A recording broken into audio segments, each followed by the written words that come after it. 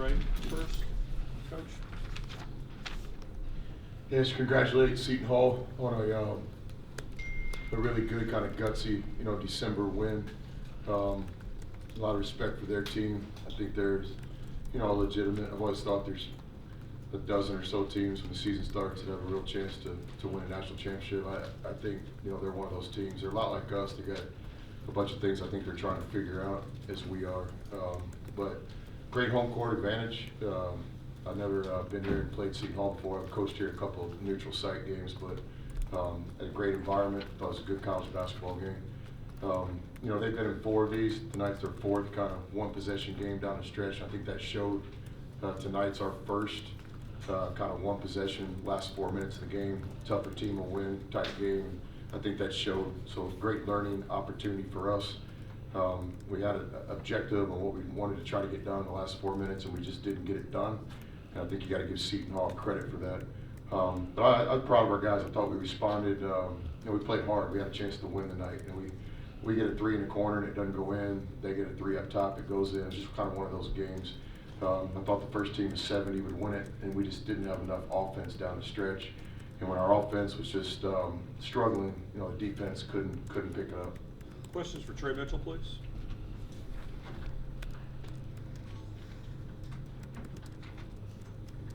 Go ahead. Trey, good game tonight. How's the adjustment coming from UMass to Texas? First, I appreciate it, but the adjustment is just just taking my game to the next level. There's better teams, more physicality, bigger players, better players, and it's just the adjustment has just been me developing my game, playing harder, getting in better shape, understanding how to play with my teammates in an efficient way that we can all succeed. Trey, they lost their big guy Ike in the first half with an ankle injury. How did their front line kind of, adjust in the second half? And it seemed like you were having a pretty easy time scoring in the paint. But how did they defend without the big guy? They were a little bit more active, I would say, but their number 4, I believe, was in foul trouble early. So I saw the adjustment he made with his game, and he was just trying to wall up instead of block shots because he didn't want to get any more fouls. But that's just part of the game. You kind of take what the game throws at you. The 7-footer, however Charlie is, but respect to him. He's physical. He's very strong, but it's unfortunate that he had to twist his ankle early in the game. But their adjustments they were just a little bit more active, I think. Trey, you played 2 really tough teams on the road. How would you compare the environment from Gonzaga to Seton Hall? I feel like at Gonzaga felt like they were a little bit closer to us, and I felt like because their student section kind of lined the whole court, so you hear them on both ends of the court the entire game. But here the environment was kind of just as wild, and there was moments where it was deafening and you couldn't hear anything. But respect to both of the programs and their fan base that they've created. It definitely brings a little bit of a home court advantage to the teams. Is it a pleasure to play against that type of environment where everybody's cheering against you? Oh, absolutely. Absolutely. Just from when we walked in for warm-ups, they started immediately throwing their horns down, and I just think it's just kind of funny because you don't see any other schools with their own little hand gesture or something like that, or it really shows you how much the respect Texas actually has everywhere that they go. 2 last ones for Trey. Thank you, sir. Thank you, guys. Questions for Coach? Thank you. Good game. Chris, it's obviously a work in progress for everybody the first month or 2 of the season. For you personally, with having a group together for the first time, where so many of you guys in your rotation have had such primary roles, what is it like just in terms of that challenge to kind of figure out a rotation and kind of figure out role allocation? Yeah, it's just not so sure it's not going to be like that every year. The portal, college basketball's changed. I think that's one of the challenges of coaching today. I think the biggest thing in coaching is adapting, and we'll adapt to it. But there's no question we're a work in progress. I'm not changing my tune right now. We played 2 road games. Number 1, Gonzaga in number, I don't care what they're ranked, this is a top 10, 15 team, no doubt about it right now. I mean, you guys saw them. You know, we learned a lot from game 1 to game 2, from Gonzaga to Seton Hall. We actually obviously played better tonight. You know, we go 1 for 13 from the 3. We make a couple shots, then, you know, it might be a different feeling here right now. So I think the important thing for us is just each game's a lesson.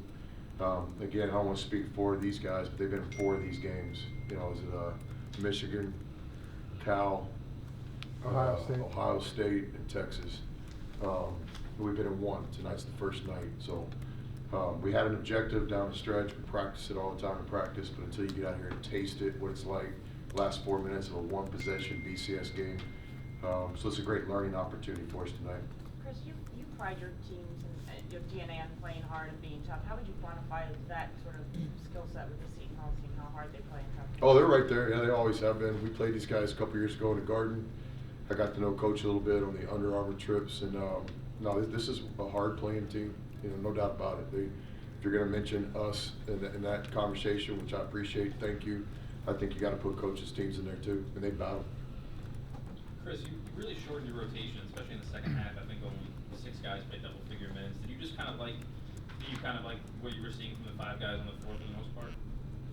Yeah, those are the things coaches have to live with. You know, those are the decisions you make in the game, and just have to go back and look at it. You know, the film doesn't lie. Thought we had a couple guys that weren't playing their best basketball.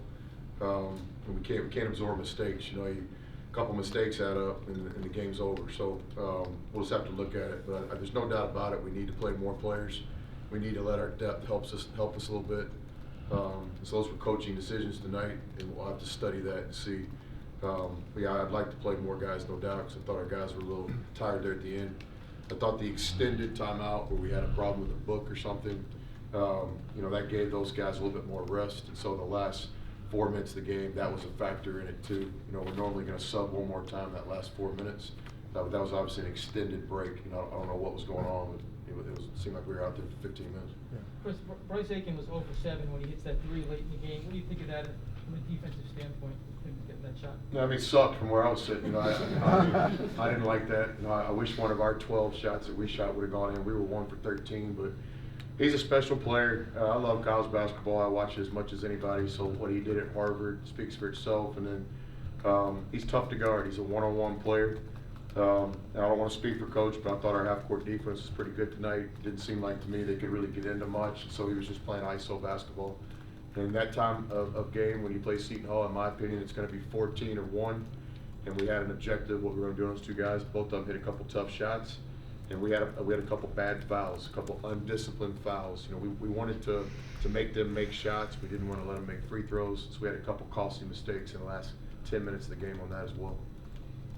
Chris, is this one of the deeper teams you've seen? I mean, he's got 9 or 10 guys who can play there. Yeah, for sure. The 2 point guards, 2 totally different dynamic players. One's more of a back you down, one's quick. You know, all conference wings, 14, 22, 15's a game breaker with shots, 4 quality bigs. And we'll wish big fella a speedy recovery. I went down there and shook his hand, make sure he was okay. He told me he just rolled it or something, but you know, I don't ever like that. I like to play games where the best players are on the court. That's the way the sport's supposed to be. So he'll be in our team prayer tomorrow. And hopefully he'll make a recovery. So a lot of respect to the Seton Hall team, though. I thought it was a game where could have gone both ways. We just got to play a lot better down the stretch. For us, it's a learning curve. One last one. Coach, you shot 56% in the first half, down to 32% in the second half. Was there something that Seton Hall did defensively that made a difference there? You know, film doesn't lie. I'm always amazed how Coach Knight can sit up here and tell you exactly what happened. I'm not Coach Knight. But I think from where I was standing, we got some good shots. And basketball's a game where you got to make some shots. And on nights where you don't, there's still a way to win. You got to manufacture some offense off your defense. We didn't get many easy baskets tonight. We didn't get many baskets off our defense. So I think, you know, give them credit. The second half, they made it harder to score around the basket. We get those paint touches late. We just kind of got stuck in there. The plan was to throw it out, and there really wasn't anybody to throw it out to. So, yeah, for sure, I'm not going to sit here and say that we didn't play as well as we wanted to because of us, and you got to give them credit. You know, we played one of the top 10, 15 teams in the country. In my opinion, tonight, we're playing on their home floor in front of a great crowd. we got a chance to win the game in the last 4 minutes. We just didn't play well enough. First time our group's been in this situation, so we'll get better. And I predict we'll win some games like this sooner or later. Thanks all.